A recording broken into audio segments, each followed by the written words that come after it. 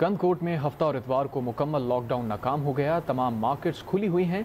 लोग समाजी दूरी को नजरअंदाज करते नजर आ रहे हैं। इस हवाले से मजीद जानेंगे वहां पर मौजूद हमारे नुमाइंदे हुजूर बख्श मंगी से। जी बिल्कुल, मैं इस वक्त मौजूद हूँ कंदकोट के घंटाघर चौक पर और मैं आपको बताऊं कि आज हफ्ते का रोज है, मगर यहाँ पर किसी किस्म की कोई पाबंदी नजर नहीं आ रही।